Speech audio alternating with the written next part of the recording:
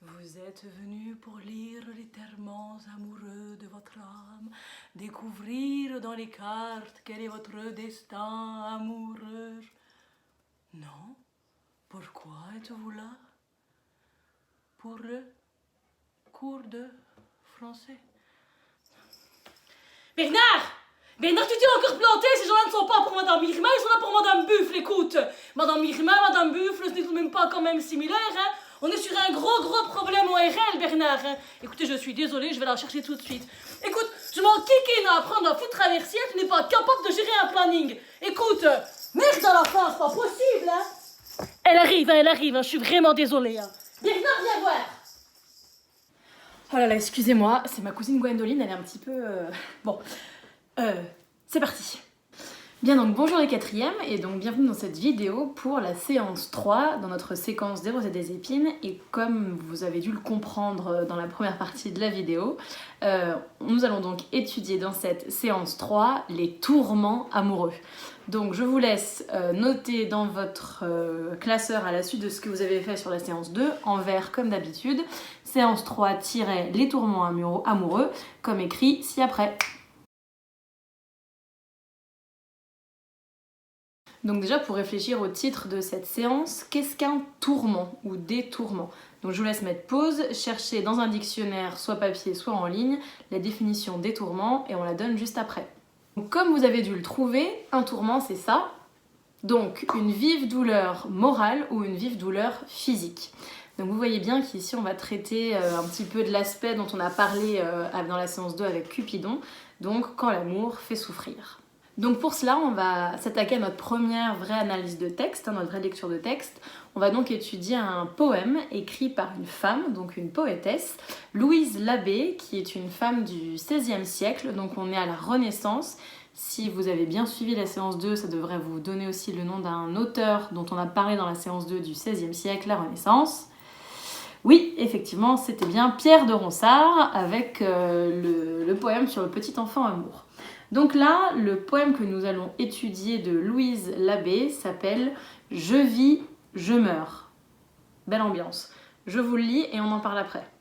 Donc je vous le montre ici à l'écran. Vous pouvez, comme d'habitude, soit faire un screenshot, soit l'avoir sous les yeux en format PDF que je vous ai envoyé dans le mail. Donc comme vous pouvez le voir, c'est un poème en vers, ça veut dire qu'il faut bien se concentrer et bien essayer de retrouver où sont les sujets, où sont les verbes pour comprendre l'essence des phrases, puisque une phrase va être déroulée sur plusieurs vers. On y va, c'est parti. Je vis, je meurs, je me brûle et me noie. J'ai chaud extrême en endurant froid dur. La vie m'est et trop molle et trop dure. J'ai grands ennuis entremêlés de joie. Tout à coup, je ris et je larmoie. Et en un plaisir, maint grief tourment j'endure.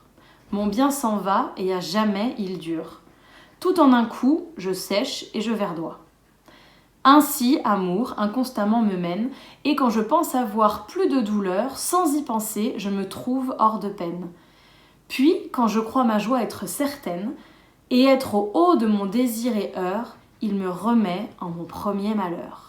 Bien, donc du coup à travers les questions que l'on va traiter ensemble, le but ça va être à la fois de comprendre le fond, de comprendre le sens, de quoi le poème parle, mais aussi la forme. Je vous avais dit dans la séance 2 ou la séance 1 qu'on étudierait beaucoup le vocabulaire de la versification, et ben c'est le moment, on va s'y attaquer avec ce poème à la pluie. Donc on y va, je vous montre les questions dont on va parler sur ce poème, regardez-les bien, enregistrez-les, soit en format PDF, soit en screenshotant. Donc comme vous pouvez le voir, les questions sont divisées en deux sections. Tout d'abord, première section, les contradictions de l'amour. Deuxième section, la poétesse vaincue par l'amour. D'accord? Donc on va voir qu'il y a deux grands mouvements dans ce poème. Et puis on va surtout se baser dans la deuxième partie des questions sur un vocabulaire bien précis de la poésie. Donc on fera une pause court théorique entre les deux grandes catégories de questions pour bien voir le vocabulaire de la versification. Alors on y va pour les premières questions. Donc dans les contradictions de l'amour, je vous demande en 1 qui s'exprime dans le poète et de justifier. Dans le 2, je vous demande de relever dans chaque strophe les termes qui s'opposent. En 3, d'observer les rimes à la fin des vers 1 à 8. Sont-elles plutôt positives ou négatives? Quelle est l'impression générale? Et enfin, la question 4, à partir de ce poème, dites quel est le schéma d'un sonnet. Donc je vous explique un petit peu les questions, je vous donne des précisions et ensuite je vais vous demander de faire pause et de vous accorder entre 10 et 15 minutes pour chercher dans le poème les réponses à ces questions. Donc là c'est comme on ferait en classe, je vous laisserai mouliner, soit seul, soit en binôme, pendant 10-15 minutes sur ces questions. Donc concentrez-vous bien sur les explications des questions et ensuite soyez honnête avec vous-même et un petit peu avec moi aussi, en faisant pause et en réfléchissant aux questions. Bon, la première, qui s'exprime dans le poème, je vous demande de trouver qui parle, hein. Est-ce que c'est un personnage, est-ce que c'est l'auteur ou la poétesse, de justifier, donc trouver 2 ou 3 mots dans le poème qui vous permettent de dire que c'est telle ou telle personne qui parle. Deuxième question, je vous demande de relever dans chaque strophe les termes qui s'opposent. Donc je vous rappelle qu'en poésie, une strophe c'est comme un paragraphe. Donc là, hein, ça va par bloc de vers. Et dès qu'il y a un espace, tac, nouvelle strophe, nouveau paragraphe. Donc les termes qui s'opposent, hein, les mots ou les expressions qui s'opposent. Ensuite, je vous demande d'observer les rimes à la fin des vers 1 à 8, et est-ce que ce sont des rimes plutôt positives ou négatives, et l'impression générale. Donc regardez les mots qui riment ensemble, et à partir de là, dites s'il y a plutôt un sentiment négatif ou positif qui sort de ces rimes, et quelle impression générale est-ce que ça donne sur le poème ou sur le sens du poème, en tout cas sur ce que ça nous dit de l'amour, hein, parce qu'il faut toujours avoir ça en tête. Tous les poèmes qu'on va étudier, là, ce sont des poètes ou des poétesses qui parlent d'amour. Et enfin, la 4e question un petit peu plus technique, hein, qui va nous permettre d'enchaîner avec le vocabulaire de la versification et de la poésie. Donc à partir de ce poème, dites quel est le schéma d'un sonnet. Donc là en fait en 4e, on va voir une forme fixe que vous devez absolument maîtriser sur le bout des doigts à la fin de la 4e. Donc c'est un sonnet. En quoi est-ce que ça consiste? Donc là, regardez bien comment concrètement le poème est construit. Autant les questions 1, 2, 3, c'est sur le fond, sur le sens, autant cette question-là, c'est sur la forme. Combien est-ce qu'il y a de strophes? Quel type de strophe est-ce qu'on a? Quel type de vers est-ce qu'on a? Combien est-ce qu'il y a de syllabes par vers? D'accord? Regardez bien tout cela. Quel type de rime aussi? Et donc du coup, essayez de répondre à la question 4 et essayez de trouver un petit peu la règle qui fait qu'un poème est un sonnet. Donc maintenant, vous faites pause à la vidéo, vous vous donnez 10 à 15 minutes pour réfléchir à ces 4 questions et on en parle ensuite après. Alors à la question 1, qui s'exprime dans le poème? Donc normalement, si vous avez bien regardé et analysé en détail, ici on se rend compte que c'est la poétesse, que c'est Louise Labbé elle-même qui s'exprime, puisqu'on le comprend parce qu'elle utilise dès le départ le pronom personnel « je ». D'accord? C'est un petit peu le seul indice qui nous montre que c'est elle qui s'exprime. Alors ensuite, la question de vous deviez relever dans chaque strophe les termes qui s'opposent. Donc normalement, vous avez dû trouver dans le vers 1, on a vie qui s'oppose à meurt, brûle qui s'oppose à noie. Dans le vers 2, chaud qui s'oppose à froidure. Dans le vers 3, trop molle qui s'oppose à trop dur. Dans le vers 4, grands ennuis qui s'opposent à joie. Dans le vers 5, je ris, je larmoie. Dans le vers 6, plaisir, tourment. Et dans le vers 8, je sèche, je verdoie. Et donc là, je ne l'avais pas écrit dans les questions, mais là, on peut y réfléchir ensemble, ou en tout cas vous, chez vous. Pourquoi, à votre avis, Louise Labbé a, dans son poème, dans les strophes, mis autant de termes qui s'opposent? Regardez bien le titre de la section là, des questions 1 à 4. Je vous laisse regarder. Donc on est bien dans les contradictions de l'amour. Donc ici, la poétesse, qu'est-ce qu'elle a voulu montrer en opposant ici tous ces mots? Faites une petite pause si vous n'avez pas eu le temps d'y réfléchir. Mais donc ici, effectivement, ce qu'elle veut nous montrer, c'est que quand on est amoureux, quand on aime quelqu'un, on peut ressentir des choses extrêmes et passer du tout au tout en un rien de temps, d'accord? Ça revient un petit peu avec l'idée que quand on aime, on peut aussi souffrir, etc. Mais là, c'est vraiment l'idée qu'on peut être fou de jalousie et puis 2 secondes après, en fait, totalement se rendre compte que c'était nous qui étions en tort ou l'inverse. Et donc du coup, on peut être de nouveau fou amoureux de cette personne. En tout cas, ici, ça montre bien qu'en amour, rien n'est plat. Rien n'est stable, rien n'est posé, rien n'est mesuré. Au contraire, c'est toujours en dents de scie, quoi. C'est je vais super bien, je vais pas bien, je vais super bien, je vais pas bien. Ici, c'est bien évidemment écrit de manière beaucoup plus poétique, mais c'est ce que Louise Labbé veut nous dire, c'est qu'en amour, on peut ressentir des choses extrêmement différentes et donc ressentir beaucoup de contradictions. Alors la question 3, je vous demandais d'observer les rimes à la fin des vers 1 à 8 et donc de dire si c'était négatif ou positif et donc de dégager une impression générale. Donc normalement, vous avez dû relever que noix rime avec joie, froidure avec dur, larmois avec verdois, gendure avec dur. Et donc de manière générale, on est plutôt dans des sensations négatives. Vous avez noix, froidure, dur, larmois, endure, dur. C'est pas très positif tout ça. Donc on est dans quelque chose d'assez négatif. Et donc quelle impression générale est-ce que ça donne? Ou en tout cas on a l'impression que de manière générale, qu'est-ce que Louise Labbé ressent à ce moment-là? De la souffrance. Donc ici, on a clairement une poétesse qui veut montrer un petit peu l'aspect souffrance qu'on peut ressentir en amour. Je vous rappelle que le titre de la séance, c'est « Les tourments amoureux ». Ça va donc de pair avec le poème. Alors la question 4, je vous demandais du coup de retrouver quel était le schéma d'un sonnet à partir de ce poème-là, qui est évidemment un sonnet. Alors pareil, de nouveau, petite pause, point étymologie. Je vous laisse 5 minutes pour trouver l'étymologie, l'origine du mot sonnet. Donc vous faites pause maintenant et vous cherchez l'étymologie. Bien, donc vous avez dû trouver que le mot sonnet vient du verbe latin sonare, qui veut dire sonner, qui a ensuite donné l'italien sonetto, qui veut dire donc une petite chanson, une chansonnette. Donc vous voyez, repensez à la séance d'introduction, qu'on retrouve quand même cette idée de musicalité qu'on avait déjà dans l'origine de la poésie avec Orphée et sa lyre. Donc l'étymologie de sonnet, sonare, sonnet, sonetto, chanson. Alors maintenant justement au niveau de la construction d'un sonnet. Donc à la base un sonnet c'est une forme poétique qui vient d'Italie et que les poètes français ont amené au XVIe siècle, justement ça a commencé au XVe et ils se le sont appropriés et ils ont commencé aussi eux à composer des poèmes en français en se servant du motif comme ça du sonnet. Alors du coup la forme, qu'est-ce que vous avez trouvé ?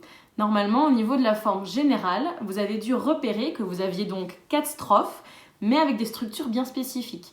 Vous aviez 2 strophes de 4 vers, donc c'est ce qu'on appelle des quatrains, donc 2 quatrains, et 2 strophes de 3 vers, ce qu'on appelle des tercets, donc vous avez 2 tercets. Et au niveau du type de vers, si vous avez bien compté les syllabes, vous avez dû repérer que ici on avait des vers de 10 syllabes, ce qu'on appelle donc des décasyllabes. Habituellement dans le sonnet vous retrouvez aussi beaucoup un vers de 12 syllabes qu'on appelle, si vous le saviez, un alexandrin. Donc dans un sonnet, vous avez soit des décasyllabes, soit des alexandrins. Au niveau de compter les syllabes, on est bon ou... La petite piqûre de rappel. Donc une syllabe, c'est une voyelle. Mais attention, c'est pas seulement les lettres de voyelles de l'alphabet. Donc il y a plus de 5 voyelles. En fait, quand on compte les syllabes, on s'appuie sur la phonétique. Vous ne vous concentrez que sur vous entendez et pas du tout sur les lettres qui sont écrites. Donc par exemple, vous avez appris ça en CP, qu'en français, on a 5 voyelles. A, E, I, O, U. Vous voyez que le I, déjà, il y a 2 façons de l'écrire, mais ça, on s'en fiche. Nous, c'est le son I qui nous intéresse. Mais vous avez aussi d'autres sons. Quand on combine 2 lettres ensemble, ça fait aussi ce qu'on appelle un son vocalique. Vocalique qui vient de voyelles. Donc, par exemple, en, un, on, voyelle. Ou, o, ça existe, mais AU, donc ou, aussi une voyelle. D'accord ?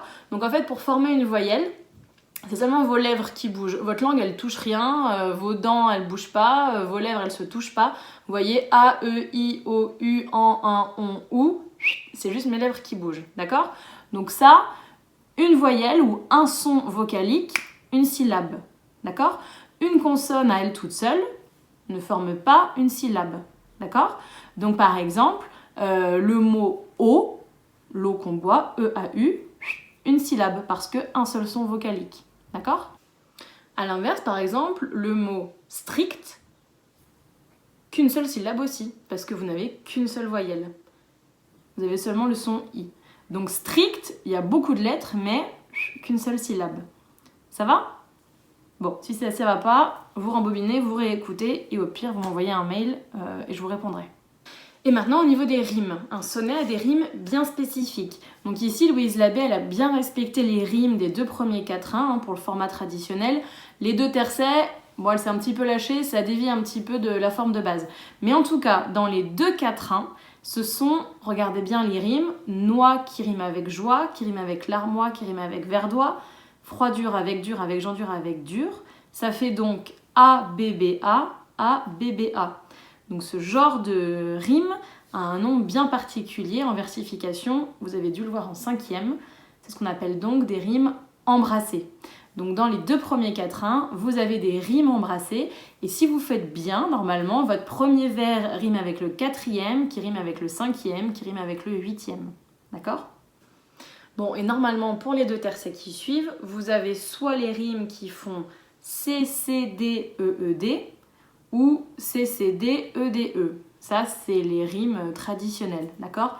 Donc, je vous rappelle que quand on utilise la lettre A, B, C, D ou E, c'est pour montrer que c'est le son que vous allez répéter. C'est le même son qui va être répété. C'est pas forcément le son C, c'est pas forcément le son D. C'est des lettres de code. Ok ? Ça va, vous me suivez toujours ? Bien. Bon, ici, Louise Labbé, elle n'a pas du tout respecté ça pour les 2 tercets. Elle a fait C, D, E, E. En même temps, c'est une femme au 16e, elle s'est un petit peu lâchée. Fallait un petit peu aussi faire preuve d'originalité. Bon. Bref, tout ça pour nous amener à la fiche de cours sur le vocabulaire de la poésie, donc tout le vocabulaire de la versification. Donc je vous l'affiche là dans la vidéo et vous la retrouvez évidemment dans le PDF que je vous ai envoyé. Donc vous voyez que quand on analyse un poème, il y a 6 grandes catégories à avoir en tête et à être capable de repérer et d'analyser. Première grande catégorie, on regarde les vers, donc le grand A. Quel type de vers est-ce que c'est ? Ensuite les strophes, quel type de strophe est-ce qu'on a ? Les rimes, quel type de rime est-ce qu'on a ? Les rythmes, donc ça vous allez voir qu'à l'intérieur d'un même vers, vous pouvez avoir des jeux sur les rythmes, on va lire ça en détail. Vous avez aussi des jeux sur les sonorités, les sons, n'oubliez pas, l'origine, Orphée, la lyre, je crois que vous avez compris. Mais donc du coup, la musicalité, les sonorités, elles sont aussi très importantes dans les poèmes. Et puis enfin, les formes poétiques, souvenez-vous dans la définition de la poésie qu'on avait donnée dans la séance d'intro, vous avez des formes fixes et des formes libres. Là, le sonnet, c'est une forme fixe. Quand vous dites que vous écrivez un sonnet, vous devez respecter les règles qu'on vient de voir là dans la question 4. D'accord ? Forme libre, c'est comme vous voulez. Donc dans cette fiche de leçon, tout le vocabulaire qui est en orange, c'est le vocabulaire qu'il faut connaître et qu'il faut maîtriser. Donc attention, quand je vous dis connaître et maîtriser, c'est pas mettre une plombe à réfléchir à ce que vous allez dire. Quand je vous montre ce que c'est un octosyllabe, c'est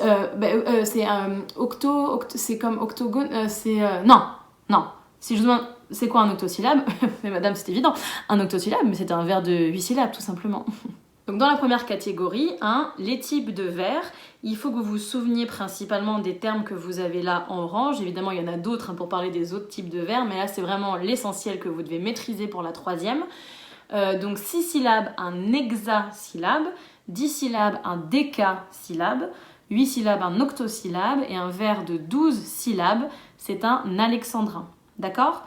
Je vous rappelle bien, c'est le premier point, qu'un vers n'occupe pas toute une ligne et qui commence en général par une majuscule.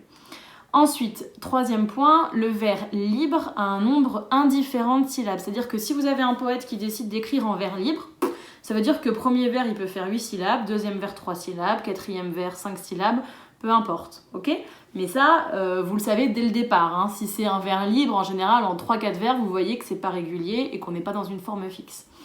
Et puis ensuite, attention, point très important pour compter le nombre de syllabes.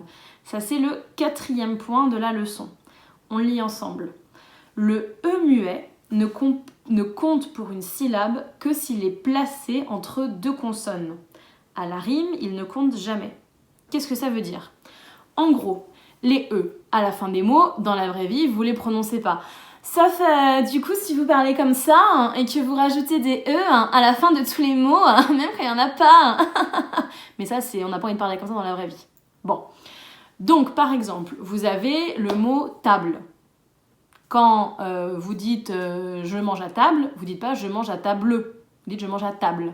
Le dernier son que vous êtes censé prononcer, c'est le L. D'accord? Bon, dans la poésie, si le mot table est suivi d'une consonne, vous devez prononcer le E. Par exemple, oh, j'aime beaucoup cette table rouge. Table rouge. Ici, vous devez prononcer le E parce que derrière, vous avez le son d'une consonne, le son R. Par contre, si le mot table était suivi d'une voyelle, vous ne prononceriez pas le E. Par exemple, vous diriez « Oh là là, j'aime beaucoup cette table orange ». On ne dit pas « table orange ». Non, orange, O, voyelle. Donc table orange, table rouge. Vous voyez qu'au niveau du nombre de syllabes, ça change complètement. Si vous dites table rouge, table, 2 syllabes pour le mot. Table orange, on n'a plus qu'une seule syllabe pour le mot table. Donc ça, c'est hyper important à avoir en tête. Donc on retient, le E muet se prononce avant une consonne à l'intérieur d'un vers, mais pas devant une voyelle. Deuxième point très important pour compter vos syllabes, le E ne se prononce jamais à la fin des vers. Jamais, jamais, jamais, jamais. Donc si vous avez un mot qui finit par un E à la fin d'un vers, le E ne se prononce pas. Si le mot table termine le vers, table. Donc là dans la leçon, vous avez un exemple, un vers extrait d'un poème de Guillaume Apollinaire. Écoutez bien, je vais bien le découper pour que vous entendiez et que vous suiviez bien ce qui est prononcé, ce qui n'est pas prononcé. Donc là on se concentre bien sur les E. L'amour s'en va comme cette eau courante. Bon, du coup, ça faisait pas très naturel. Je vous relis. Donc là, vous voyez qu'il y a le E de comme que j'ai prononcé à la fin parce qu'il y avait le son S juste après. Par contre, le E de 7, on ne le prononce pas parce que derrière, vous avez le mot O, voyelle, on ne prononce pas. Et puis courante, fin de vers, on ne prononce pas le E. Donc si vous le lisez un peu plus de manière poétique et un peu plus fluide, ça vous donne « L'amour s'en va comme cette eau courante ». Deuxième point, les strophes. Donc là, vous voyez, on vous dit que les vers peuvent être regroupés en strophes selon une organisation souvent régulière et répétitive. Donc ça veut dire qu'en général, vous allez retrouver, si le poète décide de s'organiser en strophes, en général, ça va être à peu près le même nombre de vers que vous allez retrouver dans les strophes, d'accord? Ou alors vous allez avoir la même strophe qui se répète plusieurs fois. Enfin, en tout cas, la structure. Là, on vous donne 2 termes de vocabulaire à connaître, notamment parce que le sonnet, c'est the forme fixe qu'il faut connaître en 4e. Donc, une strophe de 3 vers, c'est un tercet. Une strophe de 4 vers, c'est un quatrain. 4 lignes, quatrain, 3 lignes, tercet. Après, vous verrez plus tard que, par exemple, une strophe de 10 vers, c'est un dizain, par exemple. Mais ça, en 3e, vous aurez le temps de le voir. Mais là, c'est hyper important en 4e de mémoriser tercet, quatrain, par cœur. Bien, on y va pour les rimes. Donc les rimes, ça vous le savez, ce sont les répétitions de sons à la fin des vers. J'insiste bien sur le son, pas sur les lettres. Ok? Donc il faut bien écouter le son à la fin. C'est pour ça que quand vous avez un poème à étudier, il faut soit le lire à voix basse, soit le lire dans votre tête. Mais il faut vraiment que vous ayez les sons en tête. Alors, au niveau des types de rimes, donc si le vers se termine par un E muet, on appelle ça une rime féminine.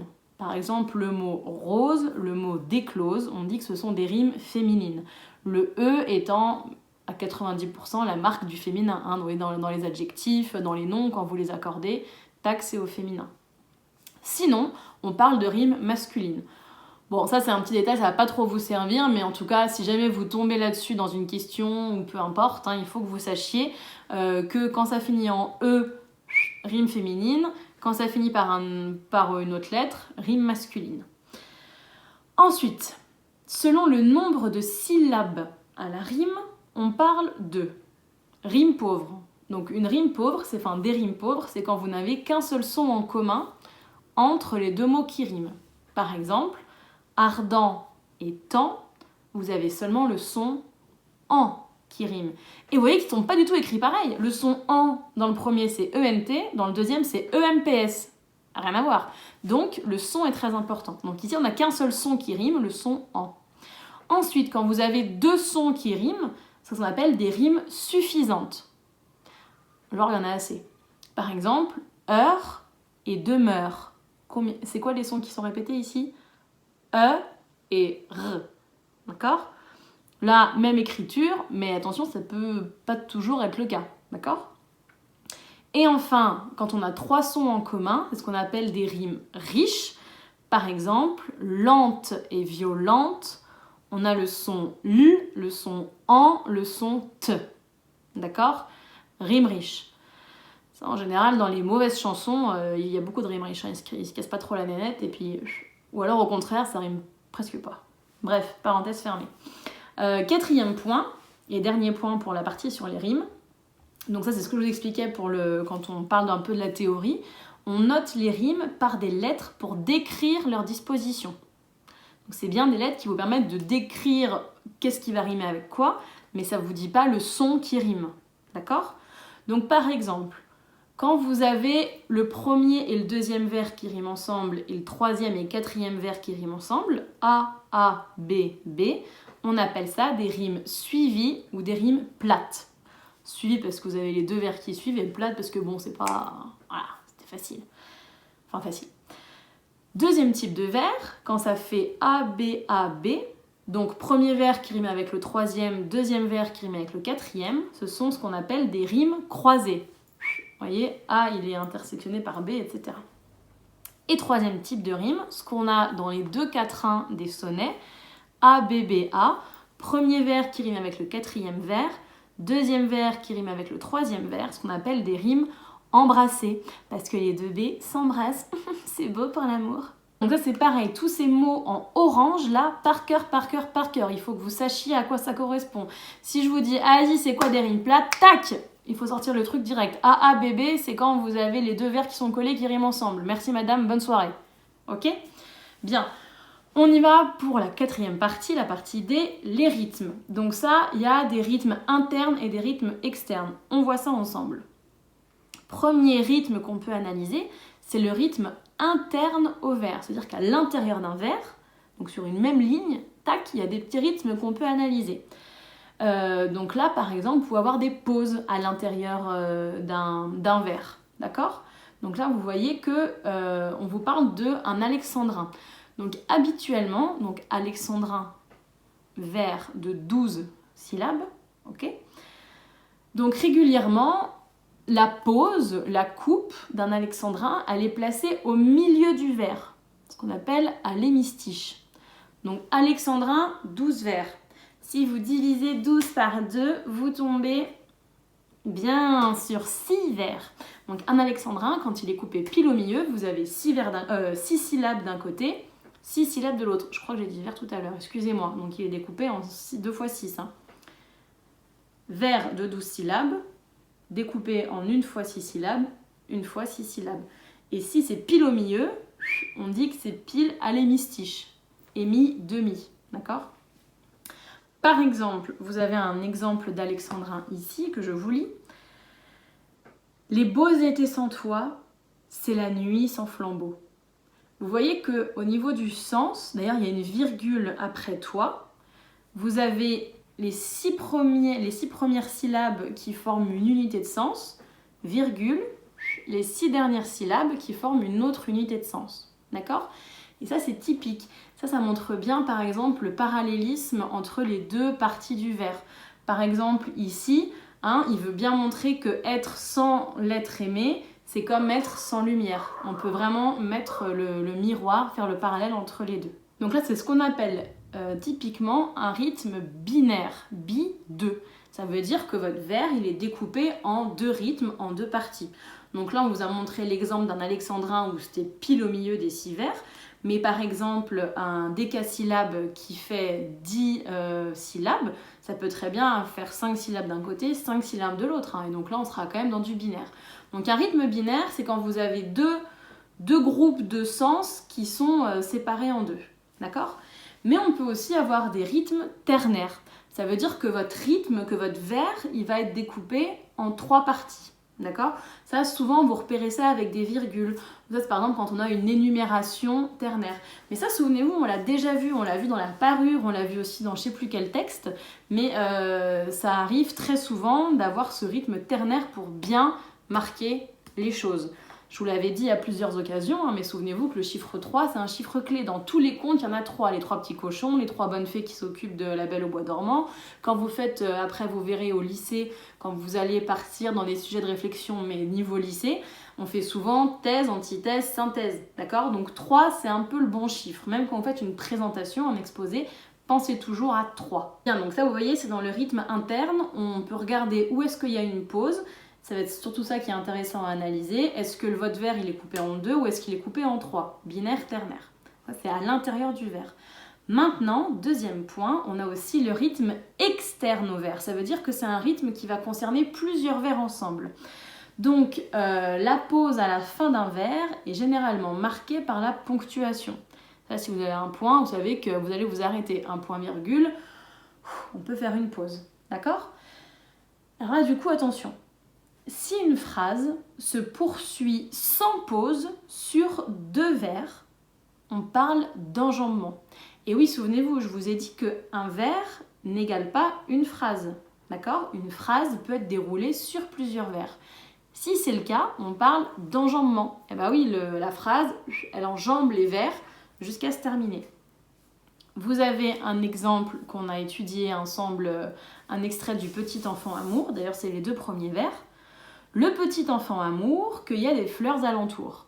Vous voyez que là, même au niveau du rythme, ce serait bizarre de faire une pause. Le petit enfant amour cueillait des fleurs alentour.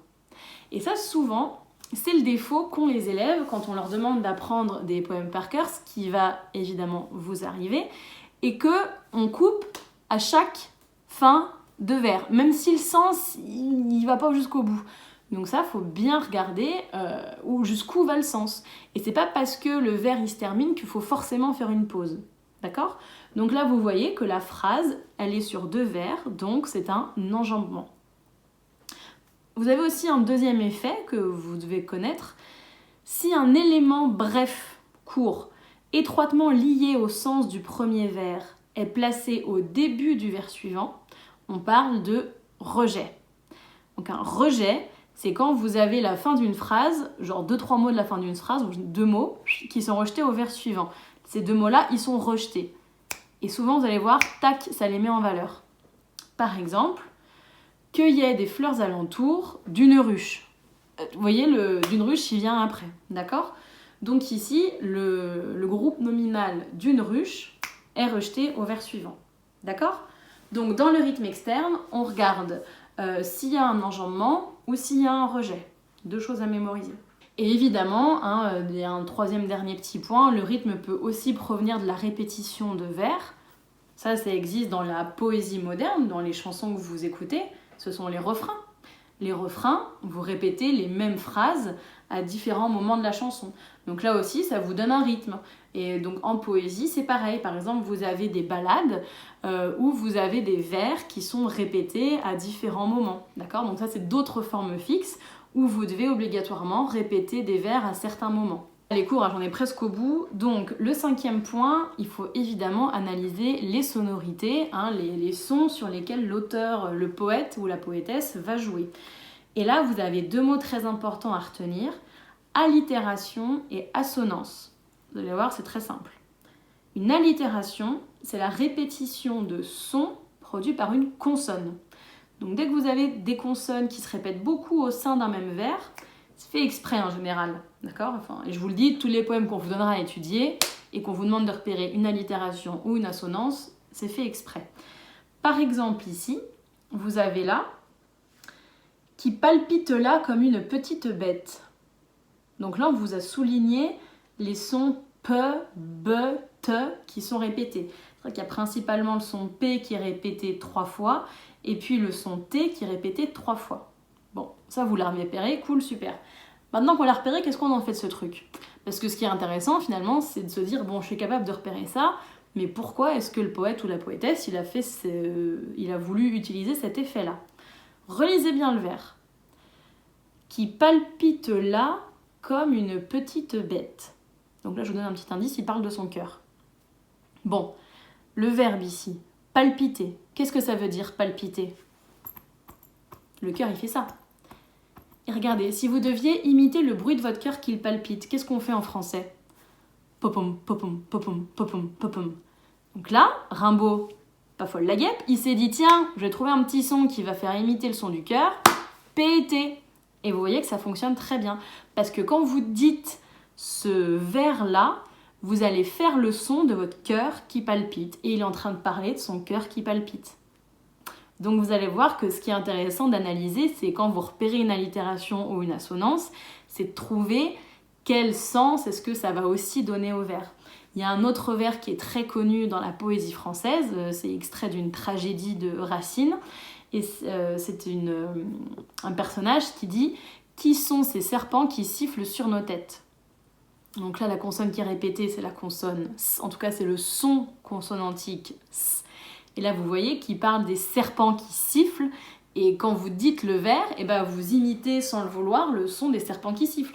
Qui sont ces serpents qui sifflent sur nos têtes ? C'est comme si vous aviez des serpents qui sifflent sur vos têtes. Ça va ? Deuxième jeu sur les sonorités, les assonances. Donc là, on avait vu le jeu sur les sons consonantiques, évidemment. On va voir le jeu sur les sons vocaliques, donc la répétition de sons de voyelles. D'accord ? Par exemple ici, toi ma dormeuse, mon ombreuse, ma rêveuse. Donc là, c'est le son E qui est répété. Toujours, pourquoi ce son-là, dans ce contexte-là, dans ce vers-là ? Toi, ma dormeuse, mon ombreuse, ma rêveuse. Vous voyez que le E, c'est un son assez doux. Quand vous le faites, hein, votre bouche, elle fait presque un cœur, d'accord ? Et ici, il parle de quelque chose de doux, quelqu'un qui dort, qui rêve, qui a un peu une ombre bienveillante. Donc ici, le E, ça apporte la douceur que le poète veut transmettre à travers ce vers. Ça va, on est bon ? Bon, les questions, toujours par mail, n'hésitez pas. Et donc notre dernier point, ce sont donc là, on parle de la forme générale d'un poème, hein, les formes poétiques. Donc là on vous dit qu'il existe des poèmes à forme fixe qui obéissent à des règles strictes de construction. Donc nous on a vu le plus fréquent, le sonnet, qui est écrit donc en alexandrin avec 4 strophes, 2 quatrains, 2 tercets, et donc les quatrains comportent généralement des rimes embrassées. Ça veut dire que voilà, si vous écrivez un sonnet, il faudra minimum respecter ces règles-là. Et quand vous voyez là l'extrait, le poème que nous avons étudié, si vous regardez le nom du recueil, donc je vous rappelle que les noms de recueils de poésie, hein, c'est comme les titres de livres, c'est écrit en bas des textes en italique, ou alors vous devez les souligner. Et là, si vous regardez, le poème « Je vis, je meurs » est extrait du recueil « Sonnet » de Louise Labbé. Ça veut dire qu'elle a fait tout un recueil seulement écrit en sonnet, où elle s'est forcée à respecter ces règles-là. Et je peux vous dire qu'elle a du talent, parce que c'est pas évident d'écrire un sonnet. Moi, cette année, je vous demanderai pas d'écrire un sonnet. C'est très très compliqué. Et puis vous avez enfin les poèmes en prose. Souvenez-vous, on a parlé quand on a parlé du petit enfant amour, là, et notamment sur Eros, hein, la traduction du poète Anacréon. Et puis on en avait aussi parlé dans la définition de la poésie. Donc les poèmes en prose sont disposés en courts paragraphes et ils se caractérisent par la musique des mots, le rythme des phrases. Et bah oui, parce que là le poète il va pas pouvoir s'appuyer ni sur des rimes, ni sur des types de vers, ni sur des enjambements. Par contre, il va jouer sur la sonorité, il va jouer sur les figures de style, il va jouer sur les images, il va jouer par les rythmes. Est-ce qu'il va y avoir des énumérations, du coup ça va accélérer le rythme, ou est-ce qu'il va y avoir des points de suspension, des phrases courtes, des phrases longues. Et donc là aussi, un texte en prose peut être poétique. Et parfois, on peut très bien vous faire analyser des extraits de romans qui à la base ne se revendiquent pas du tout comme étant un genre poétique, mais à l'intérieur de ces passages de romans, vous allez retrouver des paragraphes ou des pages qui sont très poétiques dans certaines descriptions notamment. Bien, donc toute cette fiche de versification, là, tout ce qu'il y a en orange, c'est à connaître et à maîtriser sur le bout des doigts. On va beaucoup s'entraîner pendant cette séquence à mettre tout ça en application, mais si vous voulez arriver à suivre les cours prochains et à comprendre les analyses de texte qu'on va faire sur les prochains poèmes, il faut que ça, ce soit su, que ce soit maîtrisé. On est d'accord ? On est d'accord. Et il va sans dire évidemment que tous ces mots de vocabulaire vous seront utiles pour cette année, vous seront indispensables en troisième et vous seront vitaux au lycée. En troisième, vous n'aurez pas le temps de lire tranquillement avec la prof, expliquer chaque mot, etc. Non, on considérera que c'est acquis. Vous ferez peut-être que quelques petits points de révision, mais il n'y aura pas autant d'explications. Au lycée, on vous file un texte, allez-y, interprétez-le moi. Et c'est-à-dire qu'il faut que vous ayez en tête tout ça. Donc ça, c'est dès maintenant que ça s'apprend. Faut pas attendre la troisième ou la seconde, que ce soit général ou pro, hein. Donc, maintenant que vous avez ça plus ou moins en tête, ou en tout cas qu'on a déchiffré cette première leçon de versification, vous pourrez évidemment l'avoir sous les yeux et faire des retours là quand on va traiter la suite des questions. Mais donc ça va nous servir pour la deuxième grande catégorie de questions sur notre poème Je vis, je meurs. Et donc la catégorie qu'on va étudier ici, c'est la poétesse qui est vaincue par l'amour. Donc comme pour tout à l'heure, je vous lis les questions, je vous les explique une par une, et puis là vous ferez une pause pour réfléchir aux réponses à ces questions. Alors, la question numéro 5. Dans le premier tercet, avec quel vers comprend-on l'origine de la souffrance et quelle est la figure de style utilisée? Donc ici, je vous demande de regarder le premier tercet, ça veut dire que c'est la troisième strophe, d'accord? Et donc il faut que vous retrouviez le vers, la ligne, dans laquelle on comprend d'où vient la souffrance de la poétesse. Et pour ça, vous allez devoir repérer une figure de style dont on a déjà parlé en classe, que vous devez sûrement et normalement connaître. Donc je vous laisse réfléchir là-dessus. Question numéro 6. Dans les deux quatrains, quels sont les deux sentiments dominants? Par quelle sensation physique se manifestent-ils? Donc les deux quatrains, on remonte, hein, les deux premiers paragraphes, les deux premières strophes. Donc les deux sentiments dominants, pour les trouver, il faut d'abord retrouver par quelle sensation physique est-ce qu'ils manifestent. Donc vous allez relever dans votre cours, hein, en crayon papier, là, comme vous avez fait jusqu'à présent. Vous relevez du coup toutes les sensations qui sont stimulées, d'accord? Et quels sont les mots qui permettent de stimuler la sensation physique. Je vous rappelle que quand on vous parle de sensation physique, hein, on fait référence aux 5 sens, le toucher, la vue, l'ouïe, le goût et l'odorat. Je crois que je ne me suis pas mélangée et que j'en ai pas oublié. Et donc à partir de ça, il faut que vous trouviez quels sont les deux types de sentiments qu'on retrouve dans ces deux premières strophes. Question numéro 7. Dans quel vers, attention, quel est au pluriel, l'espoir semble-t-il renaître? Vous allez repérer des vers où il y a l'espoir qui semble arriver, où on se dit « Ah bah là, elle va aller mieux, c'est enfin terminé ses souffrances ». Donc repérez dans quel vers est-ce qu'on voit ça. Et analysez ensuite le dernier vers. Que nous apprend le dernier vers? Donc normalement, vous aurez analysé, vous avez une poétesse qui est en souffrance, etc., qui croit que ça peut aller mieux. Qu'est-ce que le dernier vers nous apprend? La question 8. Quel est le sujet du verbe conjugué au vers 9 et 14 qui subit l'action? Donc repérez le verbe conjugué au vers 9 et au vers 14 et repérez qui subit l'action de ce verbe. Et enfin, la question 9. En quoi peut-on dire que l'amour est tout puissant? Donc là, c'est un peu la question de bilan. Le but là, c'est quand vous allez devoir y répondre, il faut que vous rédigiez des phrases. Ici, vous n'êtes pas forcément obligé de citer, mais en tout cas, vous devez vous appuyer des questions 1 à 8 pour répondre à cette question. D'accord? En fait, la question ici, c'est qu'est-ce que le poème nous montre de l'amour et comment est-ce que la poétesse, comment est-ce que le poème nous montre que l'amour est tout puissant? Donc là, on est dans des questions un peu plus costauds. Donc vous avez 5 questions à traiter. Faites une pause pendant 15-20 minutes et réfléchissez, creusez-vous la tête, allez au bout des questions, rembobinez, enfin revenez en arrière pour réécouter mes explications. Hein, et puis vraiment, faites comme si vous étiez un petit peu comme un examen et qu'il fallait vraiment vous trouver les réponses. Allez, bon travail et à tout à l'heure.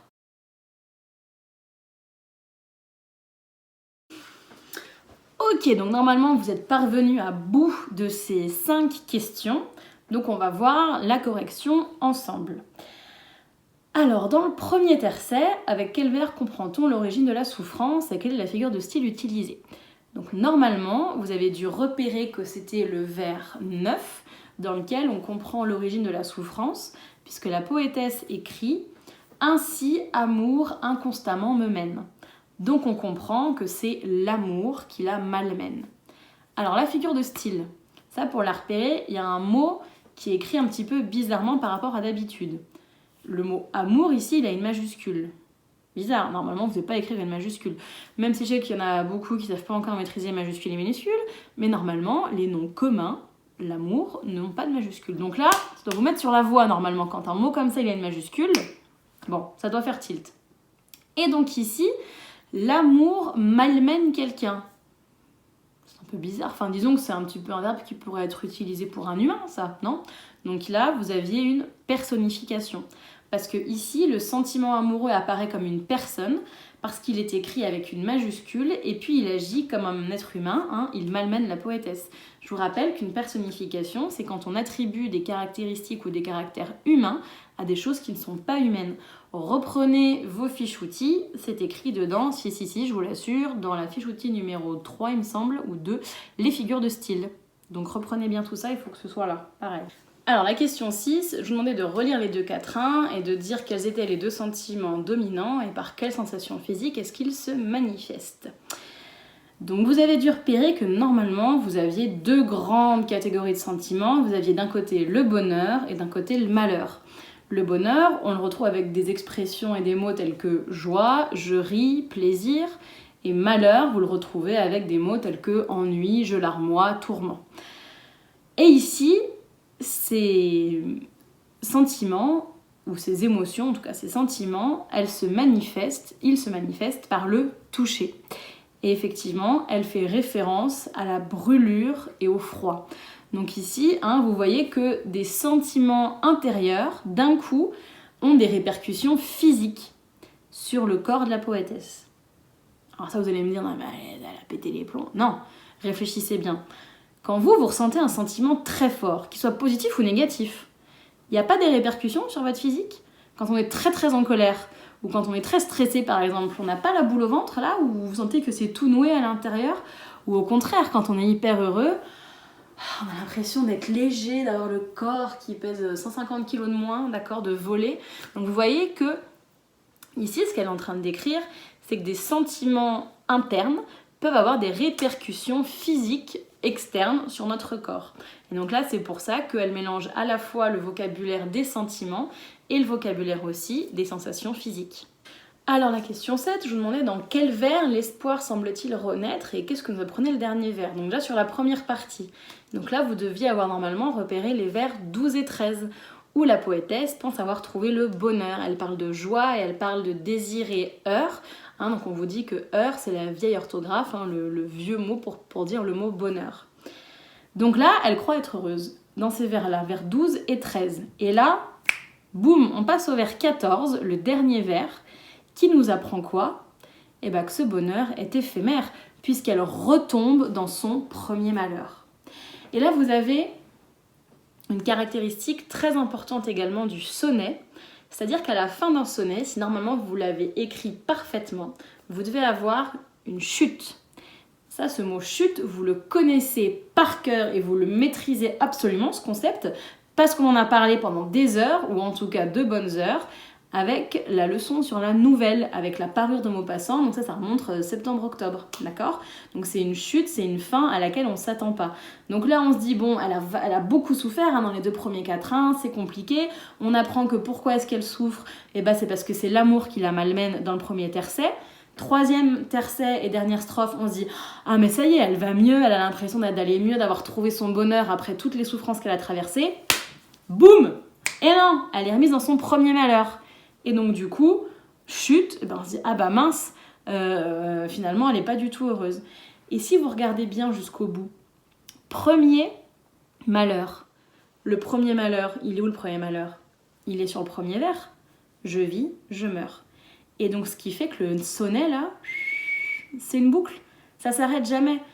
Et ici, elle nous montre que l'amour finalement, c'est ce truc perpétuel de je suis heureux, je suis malheureux, je suis heureuse, je suis malheureuse, je vais bien, ah non je vais pas bien, c'est trop bien, ah non ça va pas. Et que du coup c'est comme ça en permanence, en permanence, en permanence. Donc vous voyez que ici, même la forme d'un sonnet, c'est aussi intéressant et que la chute, ça donne même un autre sens, une autre lecture au poème. Donc vous voyez toutes les choses hyper intéressantes qu'il y a à dire en poésie quand on a les bons outils, les bonnes clés pour aller chercher les indices et pour bien les interpréter. Alors la question 8, je vous demandais de repérer le sujet du verbe conjugué au vers 9 et 14 et qui subissait l'action. Donc au verbe 9, vous aviez le verbe mène, le verbe mener qui était conjugué. Au verbe 14, c'était le verbe remettre, remet. Et donc quel était le sujet? Et ben, dans le verbe 9, c'était amour. Dans le verbe 14, c'était il. Il, qui est-ce qui c'est? L'amour. D'accord? Enfin, qui est-ce que c'est, pardon. Donc ici, le sujet, c'est l'amour. Et donc, qui subit l'action? Qui remet qui en son premier malheur? Qui mène inconstamment qui? Et ben là, c'est la poétesse. C'est l'amour qui mène inconstamment la poétesse. C'est l'amour qui la remet en son premier malheur. Donc ici, ça montre bien que la poétesse, elle subit l'amour. Et donc on va toujours dans cette idée de tourment, de souffrance. Et donc la dernière question, la question un petit peu de bilan qui devait reprendre tout ce qu'on a dit sur le poème, je vous demandais en quoi est-ce qu'on pouvait dire que l'amour ici était tout puissant. Donc je vous laisse comparer avec les éléments de réponse auxquels je m'attendais. En tout cas ici, il fallait montrer que l'amour est tout puissant parce que la poétesse, elle subit ses effets. Toutes les sensations physiques, tout ce qu'elle ressent, elle utilise un vocabulaire péjoratif, elle est malmenée, c'est des mots négatifs, péjoratifs, donc elle subit complètement les effets de l'amour. Elle ne maîtrise plus rien. Tous les verbes un petit peu d'action, c'est l'amour qui les a menés, malmenés, remettre, c'est l'amour qui fait ça, d'accord? Elle subit seulement, d'accord? Elle constate, j'ai chaud, j'ai froid, je vis, je meurs, je sais plus où j'habite, elle fait que subir. Et puis en plus, elle passe par des sentiments et des sensations extrêmes. Elle n'est pas du tout dans la maîtrise de ce qu'elle est en train de vivre. Elle passe de la joie extrême au malheur extrême. Elle a froid, elle a chaud, elle pleure, elle est heureuse. Donc du coup, ce qui fait qu'elle est complètement soumise à l'amour. Et donc là, je vous amène à vous poser cette question. Peut-être que vous vous dites, quand même c'est un peu gros, c'est un peu niais, etc. Mais réfléchissez bien. Quand vous êtes amoureux, quand vous aimez quelqu'un, parce que oui, ça vous est, je pense, déjà arrivé, et si c'est pas le cas, j'espère que ça vous arrivera, parce que même si on souffre un peu, c'est quand même très sympathique. Mais du coup, on passe tout de même par des émotions très fortes, et surtout vous, à votre âge, là en 4e, c'est un âge où vous êtes en plein cœur de l'adolescence, vous êtes en ébullition pour plein de choses, vous vous emballez, comme vous dites, sur plein de choses, et ben là, c'est ça qu'elle est en train d'exprimer. C'est que c'est un sentiment tellement fort, l'amour, qu'on passe par des sensations complètement extrêmes et qu'on ne sait plus quoi penser. Souvenez-vous, le cœur a ses raisons que la raison ignore. C'est ce truc où, mais qu'est-ce que je vais faire, mais je suis heureuse, mais je sais pas pourquoi. Là, je suis triste, je sais pas pourquoi. Et là, vous voyez, et donc c'est ça qu'elle veut montrer à travers ce poème. Et puis, un dernier point, je vous ai pas posé de questions dessus parce que ça allait un peu trop loin dans l'analyse, mais juste pour vous montrer aussi l'intérêt de ce sonnet et aussi un petit peu le talent de cette poétesse ici. Si on reprend la question numéro 1, vous avez demandé comment est-ce que vous saviez qui s'exprimait. La seule chose qu'on pouvait vraiment repérer, c'est qu'il y avait le pronom « je ». Et c'est vrai qu'à part ça, si vous le relisez, vous allez voir qu'il y a très très peu de marques du féminin. Il y en a même 0.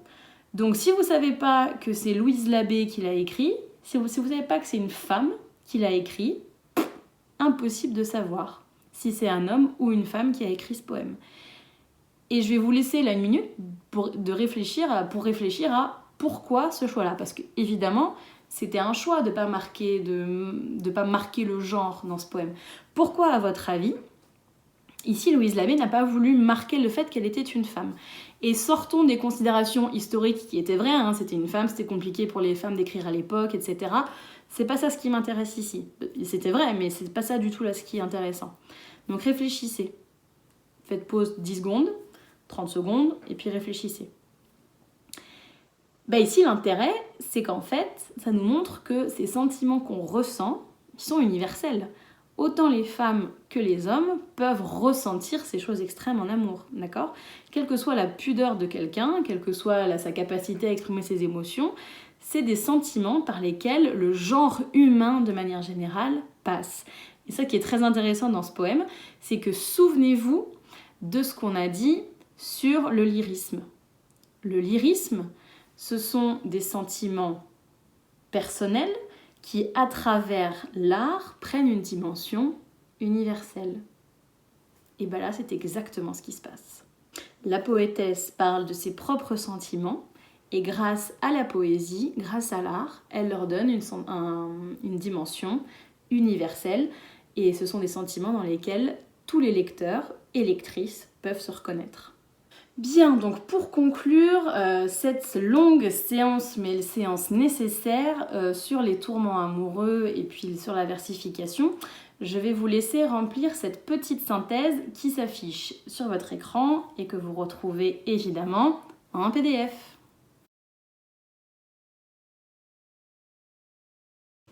Donc ici, c'est une conclusion générale qui reprend des notions théoriques que nous avons vues avec la définition du lyrisme dans la séance 1, et puis également des points qu'on a vus, qu'on a étudiés dans ce poème.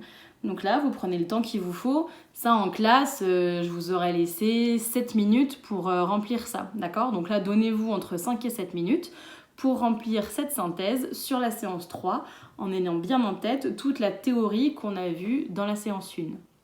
Donc allez-y, petite pause de 7 minutes.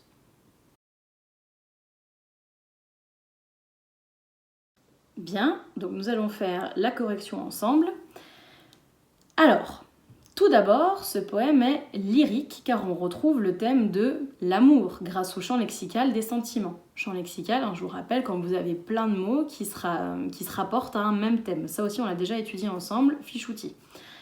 Les thèmes de la mort, avec je meurs, mais aussi de la nature, avec je verdois, sont également présents. Donc on retrouve les 3 grands thèmes du lyrisme.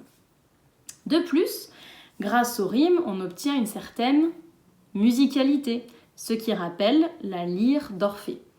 À travers le poème, la poétesse exprime ses sentiments personnels, intimes, mais ils prennent une dimension universelle. En effet, le point de vue est neutre car on ne sait pas qui est la personne aimée et il n'y a aucune marque de genre. Elle ne s'adresse à personne en particulier, il n'y a ni de prénom ni d'apostrophe envers quelqu'un. Ainsi, tous les lecteurs peuvent se reconnaître dans le pronom « je ». Je, c'est elle, mais c'est aussi moi, c'est aussi vous, c'est aussi n'importe qui lira ce poème. Enfin, les figures de style, notamment la personnification, inscrivent le poème dans le registre lyrique. Bien, donc là vous avez la conclusion générale sur le lyrisme et vous voyez que c'est la mise en application de la théorie dans un texte concret. Bien, donc j'espère que cette séance vous a plu, que vous êtes bien arrivé à comprendre tout ce qu'il fallait comprendre. Donc je ne saurais trop vous conseiller que de bien avoir cette fiche de versification avec vous. Si vous ne pouvez pas imprimer, là par contre c'est primordial de vous faire des fiches. Donc je ne vous demande pas de recopier la leçon sur la versification en intégralité.